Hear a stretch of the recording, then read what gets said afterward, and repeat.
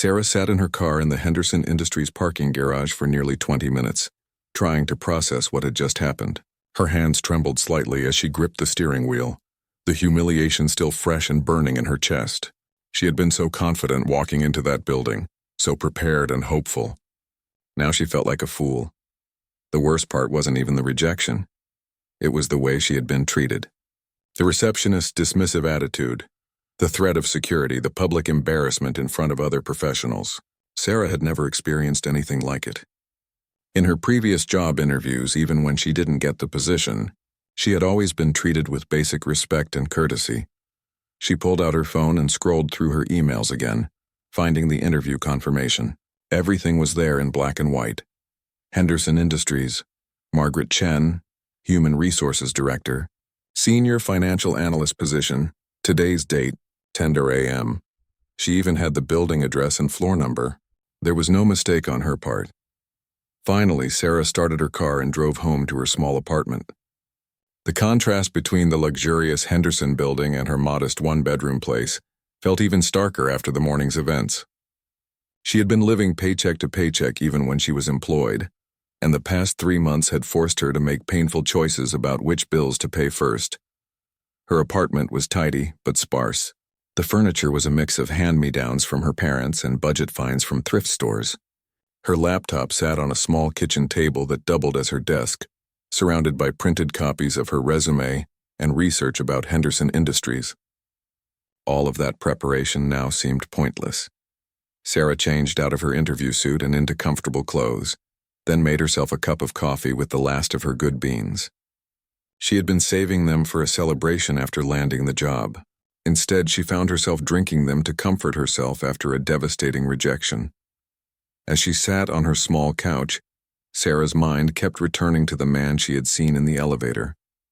There had been something about his face, something that nagged at her memory. He had been dressed impeccably, clearly someone important at the company. The way people had stepped aside for him suggested he held significant authority. But where had she seen him before? The more she thought about it, the more frustrated she became. Not just about the failed interview, but about the feeling that she was missing something important. The man's face had been familiar in a way that went beyond a passing resemblance. To someone she might have seen on the street or on television. Sarah spent the rest of the day updating her job search spreadsheet and sending out more applications. The rejection at Henderson Industries had set her back emotionally, but she couldn't afford to dwell on it. Her savings account had exactly $847 left and her rent was due in 10 days. She needed to find something soon, even if it meant taking a position that was below her qualifications. That evening, as she prepared a simple dinner of pasta and canned sauce, Sarah called her best friend Lisa. They had been friends since college, and Lisa was one of the few people who knew how desperate Sarah's financial situation had become. The whole thing was bizarre, Sarah explained, stirring the pasta as she held the phone to her ear. I'm telling you, I had that interview scheduled. I've never been so organized about anything in my life. Maybe it was just a computer glitch or something, Lisa suggested. You know how these big companies can be with their systems. Could you try calling HR directly? I tried that before I left the building. The main number just directed me back to the same receptionist who had already decided I was some kind of troublemaker. I even asked to speak to Margaret Chen directly, but they said she was unavailable and wouldn't be taking calls about walk-in appointments. Lisa was quiet for a moment. That's really strange, Sarah. Even if there was a scheduling mix-up, the way they treated you was completely unprofessional. Have you thought about writing a complaint letter to the company? Sarah had considered it, but what would be the point? She was just one unemployed person going up against a massive corporation. Who would believe her story over their official version of events? I don't think it would make any difference. They probably get complaints all the time from people who didn't get jobs. After dinner, Sarah settled in for another evening of job searching. She browsed through dozens of listings, most of which either required more experience than she had or offered salaries that wouldn't cover her basic expenses. The market was tough and competition for good positions was fierce. Around 10 o'clock, exhaustion finally caught up with her. As she prepared for bed, Sarah found herself thinking again about the man in the expensive suit. The feeling of recognition was so strong, but she simply couldn't place him. It was like having a word on the tip of her tongue but being unable to remember it. She lay in bed staring at the ceiling, her mind racing despite her physical tiredness. The events of the day played over and over in her head like a movie she couldn't turn off. The receptionist's hostile attitude, the confirmation email that apparently didn't exist in their system, the feeling of being completely powerless in the face of corporate indifference. But underneath all of that, the image of the man in the suit kept surfacing. Dark hair, expensive clothes, an air of authority that suggested he was used to being in charge. And those eyes. There had been something in his expression when their gazes met through the elevator doors. Not recognition exactly, but a kind of intensity that had made the brief moment feel significant. Sarah finally drifted off to sleep around midnight, still puzzling over the day's events. She had no way of knowing that less than 24 hours later, everything would become crystal clear in the most shocking way possible. The answer to her confusion was closer than she could have ever imagined. And when the truth finally revealed itself, it would turn her understanding of her own life completely upside down.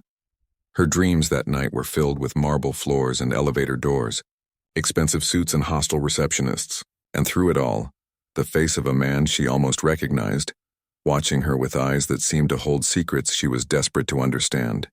Sarah Matthews adjusted her blazer for the 10th time as she sat in the gleaming reception area of Henderson Industries. The marble floors reflected the morning sunlight streaming through floor-to-ceiling windows, and everything about the building screamed success and power. She had been preparing for this interview for weeks, studying every detail about the company's financial software division and rehearsing answers to potential questions until she could recite them in her sleep. At 28, Sarah had already built an impressive resume in accounting and finance, but the economic downturn had hit her previous company hard. 3 months of unemployment had drained her savings and tested her confidence. This position as senior financial analyst at Henderson Industries represented more than just a job.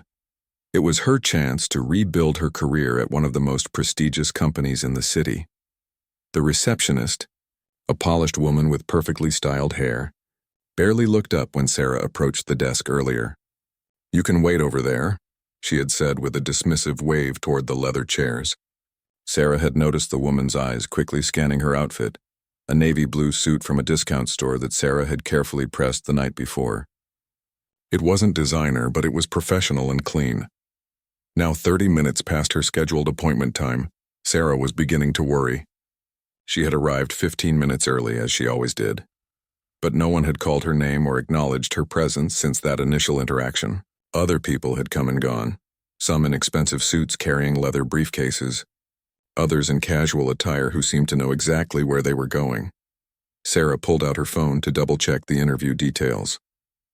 The email confirmation clearly stated 10 a.m. with Margaret Chen, the Human Resources Director. It was now 10:45 a.m. She had tried to catch the receptionist's attention twice, but each time the woman had held up a finger without looking up from her computer screen, indicating Sarah should continue waiting. The butterflies in Sarah's stomach had transformed into a knot of anxiety. She needed this job desperately. Her landlord had already been patient about the late rent, and her credit card bills were mounting. More importantly, she genuinely wanted to work for Henderson Industries. Their reputation for innovation and employee development was exactly what she needed to get her career back on track. Finally, Sarah gathered her courage and approached the reception desk again. This time she waited until the receptionist finished her phone call before speaking. "Excuse me, I had a 10 a.m. interview with Margaret Chen. It's now almost 11 Pro. Could you please check on the status?" The receptionist looked at her with obvious irritation. "Name?" "Sarah Matthews." The woman typed something into her computer, frowning at the screen. After a moment, she looked up with the expression that made Sarah's heart sink. "I don't see any interview scheduled under that name today." Sarah felt her face flush. "But I have the confirmation email right here," she said, pulling out her phone. "I received it last week, confirming today at 10 a.m. The receptionist glanced at the phone screen with barely concealed annoyance. "Look, I don't know what happened, but there's nothing on the calendar. Margaret Chen is in meetings all day, and I can't just interrupt her schedule because of some mix-up. Could you please call her office? Or maybe there's been a scheduling error?" Sarah's voice remained polite despite her growing panic. "I already told you she's unavailable." The receptionist's tone had grown colder. Maybe you got the date wrong, or maybe this was for a different position that's already been filled. Either way, I can't help you." Sarah stood there for a moment, processing what was happening. Months of preparation, her best interview outfit, the hope she had carefully nurtured, all of it seemed to be crumbling. But she wasn't ready to give up. "Is there a supervisor I could speak with? Or perhaps someone else in HR?" The receptionist's eyes narrowed. "Look, honey, I don't know how things work wherever you came from, but this is a professional environment. We don't just accommodate people who show up without proper appointments. Security can escort you out if you prefer to make this difficult." The words hit Sarah like a physical blow. She had never been spoken to so dismissively in a professional setting. Her cheeks burned with embarrassment and anger, but she forced herself to remain calm. "I understand there seems to be some confusion, but I assure you I have a legitimate appointment. I'm simply asking for someone to verify—" "That's enough," the receptionist interrupted, reaching for her phone. "I'm calling security. You need to leave immediately." Sarah felt the eyes of everyone in the reception area turning toward her. The polished business people waiting for their own appointments were watching the scene unfold, with a mixture of curiosity and secondhand embarrassment. She wanted to argue further, to demand that someone check the scheduling system properly, but the threat of security being called made her realize the situation was beyond salvaging. "Fine," Sarah said quietly, gathering her purse and portfolio, "but I want you to know that this is completely unprofessional. I will be filing a complaint about this treatment." The receptionist actually laughed. "Good luck with that. Mr. Henderson doesn't waste time on people who can't even keep track of their own appointments." As Sarah walked toward the elevator, her mind raced with confusion and hurt. She was absolutely certain about the interview details. She had triple-checked everything before leaving her apartment that morning. Something was very wrong here, but she couldn't figure out what. The elevator doors opened and Sarah stepped inside, pressing the button for the ground floor. As the doors began to close, she caught a glimpse of a man in an expensive suit walking through the reception area. He was tall, with dark hair and an air of authority that made people step aside as he passed. For just a moment, their eyes met through the closing elevator doors. There was something familiar about him, something that made her pause, but the doors closed before she could place where she might have seen him before. As the elevator descended, Sarah felt her entire world shifting. She had no idea that the brief eye contact she had just experienced would change everything she thought she knew about her life. The next morning, Sarah woke up feeling slightly more determined despite the previous day's disaster. She had always been resilient, and one bad experience wasn't going to destroy her career prospects. After her morning coffee, she decided to take a different approach to her job search. Instead of just applying online, she would try to make some personal connections in the industry. She remembered that her college friend Marcus worked at a financial consulting firm downtown. They hadn't spoken in months, but he had always been friendly and might have some advice or leads. Sarah found his number and called, hoping he would have time to chat. "Sarah, great to hear from you," Marcus said when he picked up. "How are things going? I heard through the grapevine that your company had some layoffs." "That's actually why I'm calling," Sarah admitted. "I've been job hunting for 3 months now, and yesterday I had the most bizarre interview experience. I was wondering if you might have some insights about the market." Marcus suggested they meet for coffee that afternoon at a place near his office.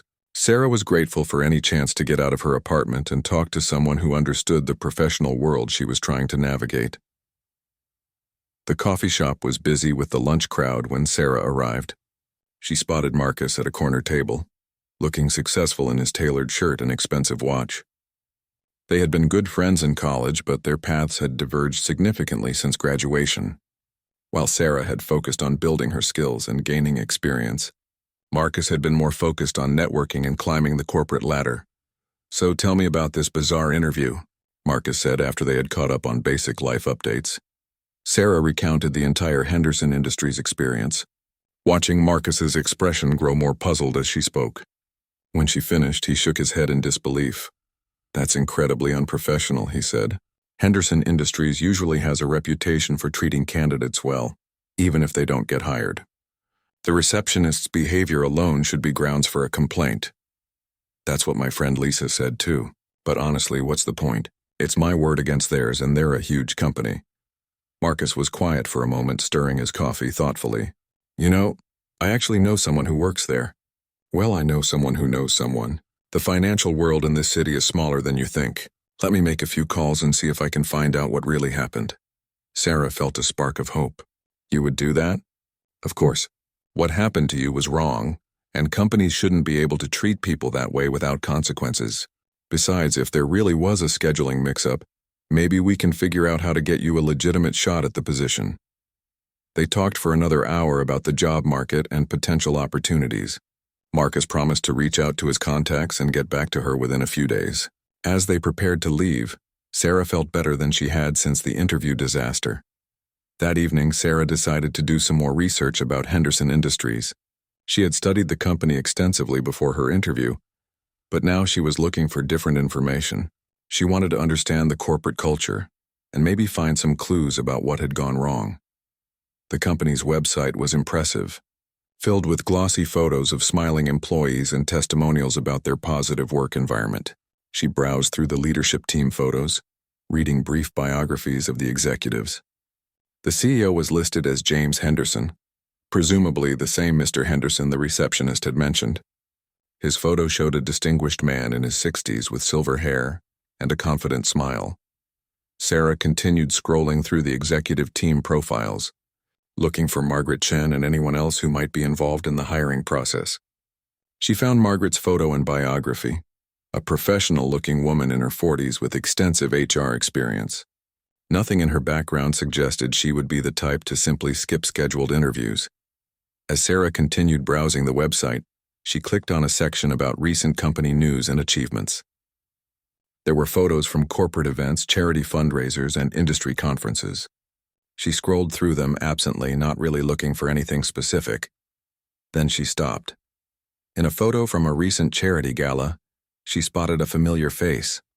It was the man from the elevator, the one in the expensive suit who had caught her attention as the doors closed. He was standing next to the CEO, James Henderson, both of them smiling for the camera. The caption identified him as David Henderson, Executive Vice President and son of the company founder. Sarah stared at the photo, her heart beginning to race. David Henderson. The name triggered something in her memory, something important that she couldn't quite grasp. She studied his face more carefully, noting the strong jawline and dark eyes that had seemed so familiar. David Henderson. David Henderson. And then it hit her like a lightning bolt. David Henderson was her husband, not her current husband, her ex-husband. David Matthews had been his name when they were married, not David Henderson. They had divorced 2 years ago after a brief, tumultuous marriage that had ended badly. She had kept his last name professionally because all of her certifications and work history were under Matthews, but she had tried to put the entire relationship behind her. But this was definitely him, the same face she had woken up next to for 18 months, the same man who had broken her heart and disappeared from her life with barely an explanation. Except apparently he hadn't just disappeared. He had gone back to using his real name and taken his place in his family's company. Sarah's hands shook as she stared at the computer screen. During their marriage, David had told her his family was in business, but he had been vague about the details. He had said they were estranged, that he wanted to make his own way in the world without their help. He had worked at a small accounting firm, and they had lived modestly, splitting expenses in their tiny apartment. It had all been a lie. David Henderson, or David Matthews, as she had known him, was the son of one of the wealthiest business families in the city. He was the executive vice president of Henderson Industries, probably worth millions of dollars. And during their entire marriage, he had pretended to be just another struggling young professional. The implications of this discovery crashed over Sarah like a wave. Yesterday's interview hadn't been a scheduling mix-up or a computer glitch. Her ex-husband had somehow found out about her interview and had it canceled. The receptionist's hostile behavior, the missing appointment from the system, the refusal to let her speak to anyone in authority, it had all been orchestrated to humiliate her and keep her away from his company. Sarah sat in her small apartment, staring at the photo of her ex-husband in his expensive suit, standing next to his father in the gleaming offices of Henderson Industries. The contrast between the man she thought she had married and the truth of who he really was felt like a betrayal all over again.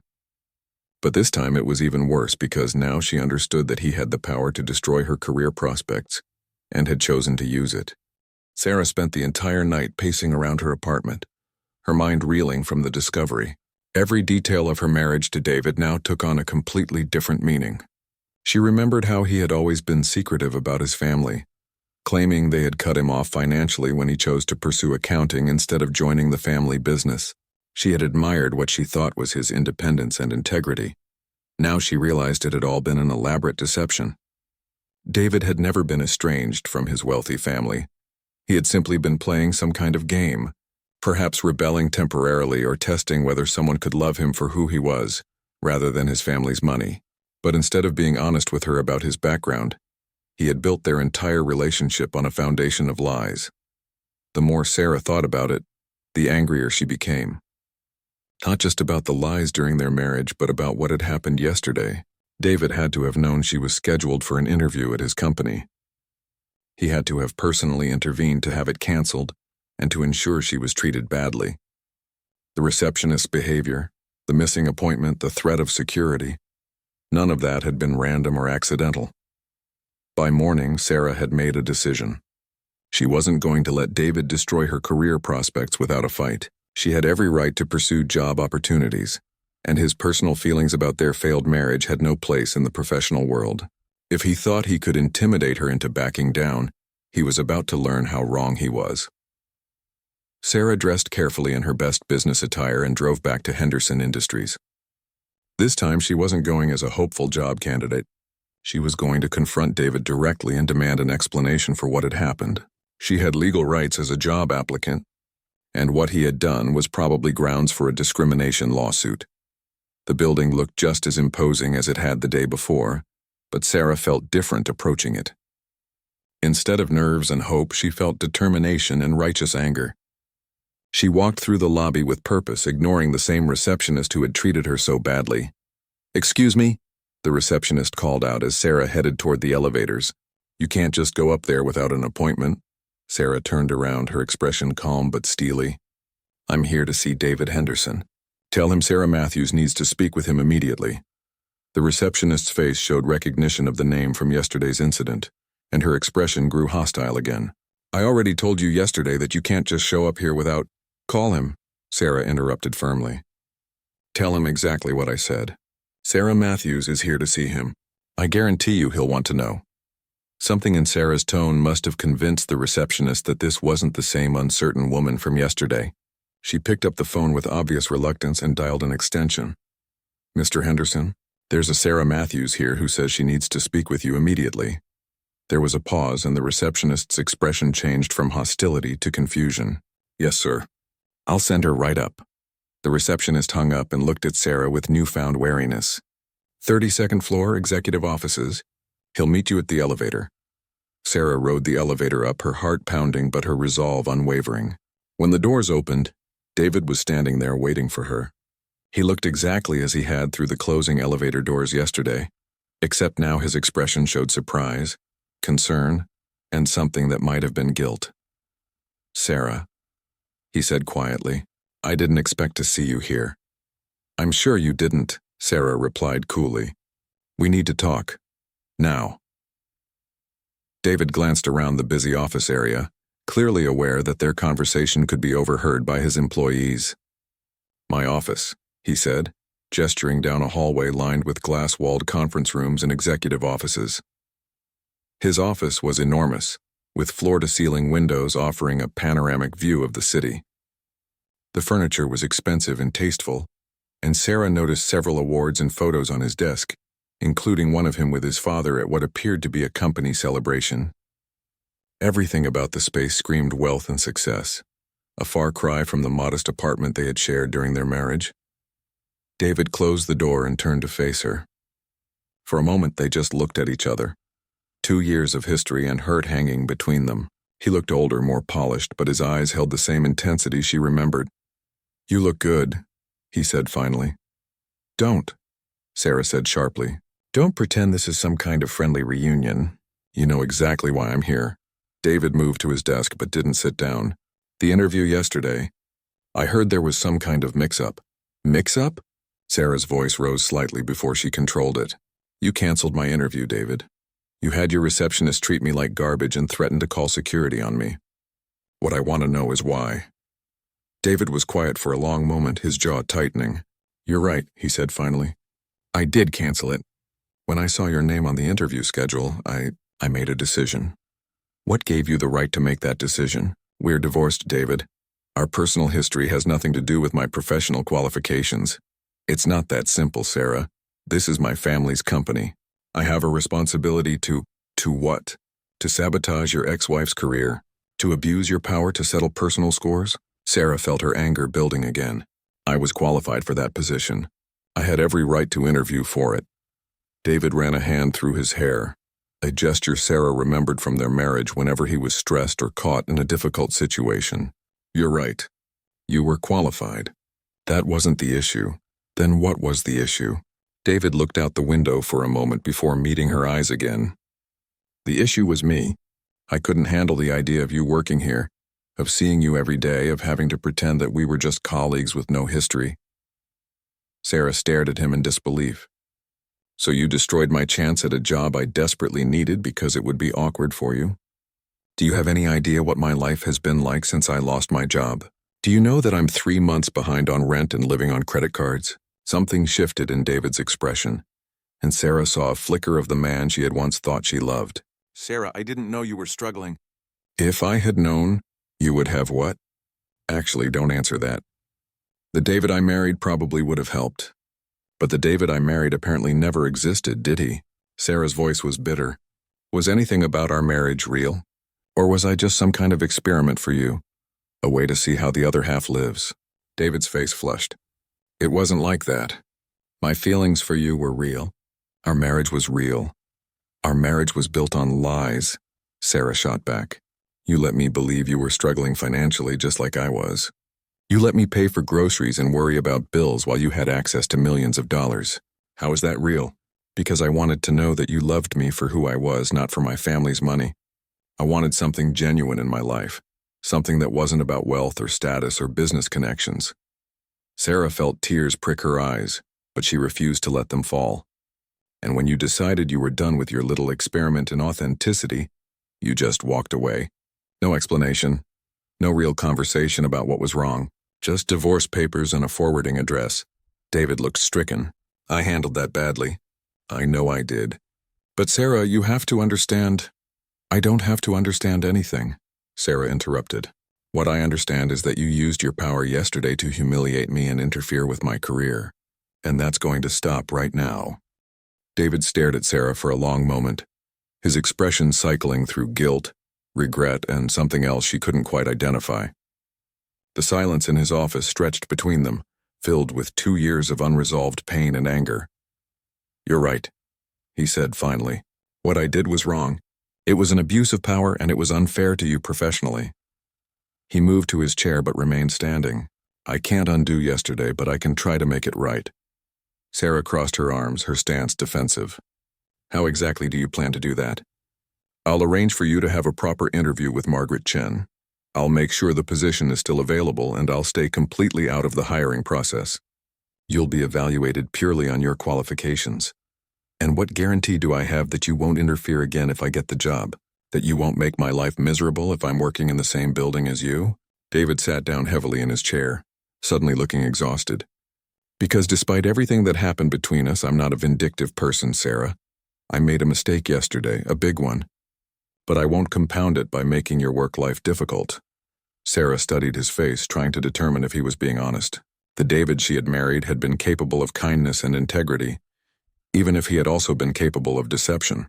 I don't know if I can trust you, she said quietly. I understand that. But I'm asking you to give me a chance to prove that I've learned from my mistakes. Before Sarah could respond, there was a knock on the office door. David called for the person to enter, and an older man with silver hair stepped inside. Sarah recognized him immediately from the company website. James Henderson, David's father and the CEO. David, I need to speak with you about the quarterly. James stopped mid-sentence when he noticed Sarah. His eyes moved between her and David, clearly sensing the tension in the room. Dad, this is Sarah Matthews, David said, his voice carefully neutral. Sarah, my father, James Henderson. James stepped forward with the practiced charm of a successful businessman, extending his hand. Ms. Matthews, a pleasure to meet you. Are you considering joining our company? Sarah shook his hand, noting the firm grip and the way his eyes assessed her quickly and thoroughly. I had been, yes, though the process has been complicated. James glanced at David with a raised eyebrow. Complicated how? David shifted uncomfortably. There was a scheduling issue with Sarah's interview yesterday. We're working to resolve it. I see.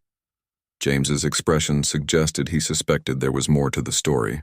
And what position were you interviewing for, Ms. Matthews? Senior financial analyst in your software division, Sarah replied. Ah, excellent department. We've been expanding that team significantly this year. James looked thoughtful. David, perhaps you should introduce Ms. Matthews to Margaret Chen today. I believe she has some time this afternoon. Actually, Dad, Sarah and I were just discussing the importance of efficient hiring processes, James interrupted smoothly. I'm sure you were. He turned back to Sarah. Ms. Matthews, would you be available for an interview at 2 o'clock today? I can have Margaret clear her schedule. Sarah looked between father and son, sensing undercurrents she didn't fully understand. That would be wonderful, Mr. Henderson, thank you. Excellent. David, please escort Ms. Matthews to Margaret's office at 2. And David? James's tone carried the subtle authority of both a father and a CEO. I'd like to speak with you privately after Ms. Matthews' interview. After James left, the office fell quiet again. David sat back in his chair, running his hands through his hair. My father has good instincts about people and situations. He knows something's going on. Are you going to tell him the truth? David looked up at her. About us being married? About what I did yesterday? I don't know. He's not going to be happy either way. Sarah felt a strange mix of satisfaction and concern. She had wanted David to face consequences for his actions, but she also remembered how much his father's approval had mattered to him during their marriage. Even then, when he was pretending to be estranged from his family, he had occasionally mentioned his father with a combination of respect and anxiety. David, can I ask you something? Sarah sat down in one of the chairs across from his desk. During our marriage, when you talked about your family being in business, were you planning to tell me the truth eventually? David was quiet for a moment. I thought about it, especially toward the end when things were getting difficult between us. I wanted to explain why I sometimes seemed distant or preoccupied. The pressure from my father to join the company was real, even if I wasn't ready to admit it. Why weren't you ready? Because I was afraid, David said simply. Afraid that if you knew the truth about my background, you'd see me differently. Afraid that you'd want me for the wrong reasons or that you'd feel like I had been patronizing you by pretending to struggle financially. Sarah considered this. You were afraid I'd be a gold digger. Not exactly. I was afraid that money would change the dynamic between us. That instead of being equals, I'd become the wealthy husband taking care of his wife. I'd seen that pattern in my parents' marriage and in most of the relationships in my social circle.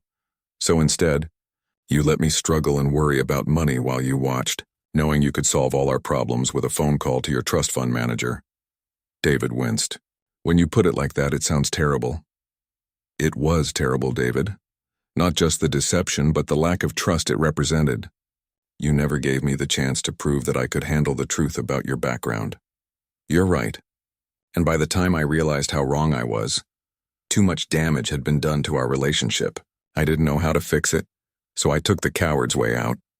Sarah looked around his opulent office, taking in the evidence of the life he had returned to after their divorce.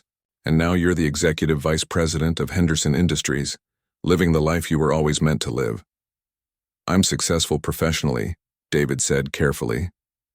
But I'm not happy, Sarah. I haven't been happy since our marriage ended.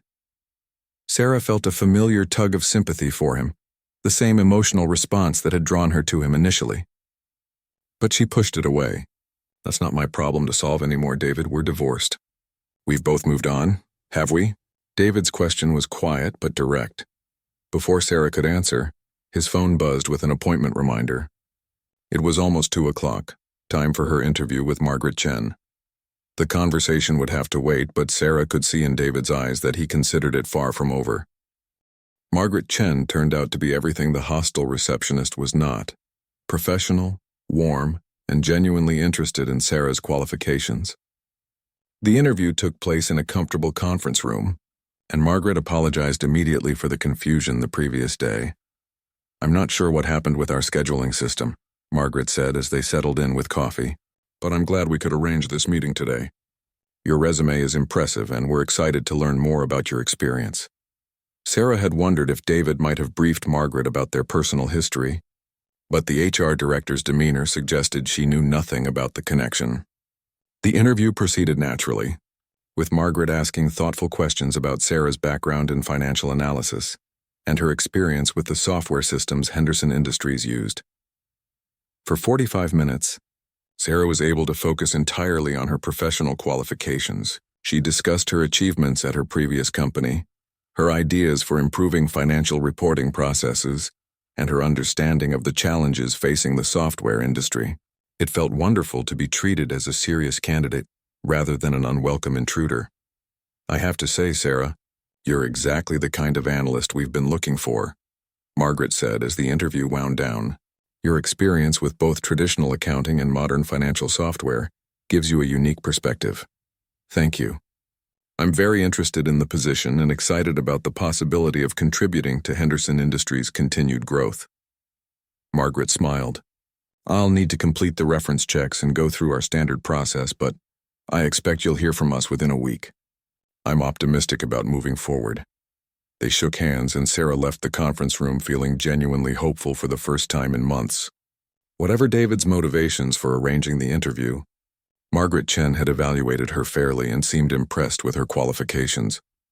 As Sarah walked toward the elevators, she passed David's office. The door was closed, but through the glass wall she could see him in what appeared to be an intense conversation with his father. James Henderson's body language suggested he was not pleased about something, and David looked like he was explaining or defending himself. Sarah continued to the elevator, but before she could press the button, David's office door opened. Sarah, he called out. Could you wait just a moment? She turned to see him approaching, his expression serious. Behind him, James Henderson watched from his office doorway. How did the interview go? David asked. Very well, actually. Margaret is professional and thorough. She treated me like a legitimate candidate. Good, I'm glad. David paused, glancing back toward his father's office. Sarah, I told my father about our marriage. About what I did yesterday. Sarah felt her stomach tighten. How did he take it? About as well as you'd expect. He's not happy with my behavior, and he's concerned about potential legal issues for the company. David lowered his voice. He wants to meet with you before you leave. To do what? Convince me not to sue? I think he wants to apologize on behalf of the company, and to make sure you're treated fairly going forward. Sarah considered this. James Henderson struck her as a shrewd businessman who would want to contain any potential damage from his son's poor judgment. But he had also seemed genuinely pleasant during their brief meeting earlier. All right, she said. But David, after this, I don't want any special treatment because of our history. If I get this job, I want it to be based entirely on my qualifications. Understood. James Henderson's office was even more impressive than David's, with rich wood paneling and an entire wall of windows overlooking the city. He stood when Sarah entered, his expression serious but not unfriendly. Ms. Matthews, thank you for staying to speak with me. Please have a seat. Sarah sat in a leather chair across from his imposing desk, while David remained standing near the door. I want to apologize personally for what happened yesterday, James began. My son has explained the situation to me, and I want you to know that his actions do not represent the values or standards of Henderson Industries. I appreciate that, Mr. Henderson. I also want to assure you that if you're offered the position and Margaret tells me she's very impressed with your qualifications, your working relationship with David will be entirely professional. He will have no input into your performance evaluations or career advancement within the company. Sarah glanced at David, who nodded in agreement. I understand. Thank you for clarifying that. James leaned back in his chair, studying her thoughtfully. May I ask how you're feeling about all of this? The situation is certainly unusual, and I imagine it's been emotionally difficult. Sarah appreciated his directness. It has been difficult. Discovering that my ex-husband had interfered with my career prospects was shocking, but I'm grateful for the opportunity to interview properly today. David tells me that during your marriage, he wasn't honest with you about his background or his connection to this company. Sarah felt David tense behind her. That's correct. I'm sorry about that as well. I raised my son to value honesty and integrity, and I'm disappointed that he didn't demonstrate those qualities in his personal relationships. James's tone carried the weight of parental disapproval. I hope you know that his deception was his choice, not something his family encouraged or condoned. I understand that, Mr. Henderson. David made his own decisions about what to tell me and what to keep secret. James nodded. I want to make you an offer, Ms. Matthews. Regardless of Margaret's hiring decision, though I expect it will be positive, I'd like Henderson Industries to cover the cost of any financial hardship you've experienced due to yesterday's incident. Consider it compensation for the unprofessional treatment you received. Sarah blinked in surprise. That's very generous, but I don't think it's necessary. I disagree. My son's actions potentially cost you income and opportunities. It's only fair that we address the consequences. James opened his desk drawer and pulled out a checkbook. What would be appropriate compensation for 3 months of unemployment and the stress of yesterday's experience? Sarah felt overwhelmed. The offer was unexpected and could solve her immediate financial problems. But accepting it felt complicated given her history with David. Mr. Henderson, I appreciate the gesture, but I'd prefer to earn my way. If I get the job, that will be compensation enough. James smiled for the first time since she'd entered his office. I respect that attitude, Ms. Matthews, but please, allow me to cover at least your expenses for yesterday. Travel costs, time off from other job-searching activities. Consider it a standard interview reimbursement. After some back and forth, Sarah agreed to accept a modest amount to cover her actual expenses. As she prepared to leave, James stood and extended his hand. I hope you'll consider joining our team. Ms. Matthews, based on what I've observed today, I think you'd be an excellent addition to Henderson Industries. David walked her to the elevator, the weight of the day's revelation settling between them.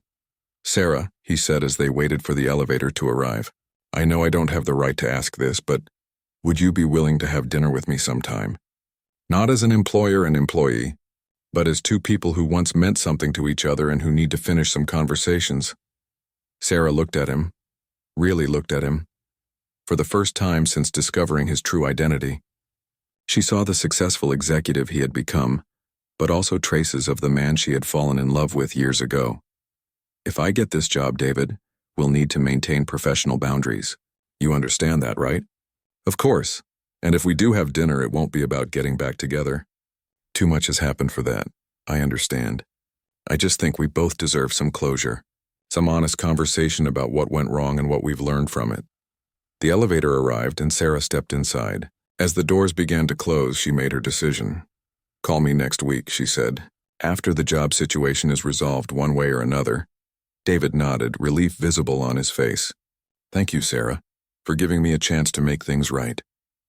As the elevator descended, Sarah felt a complex mix of emotions.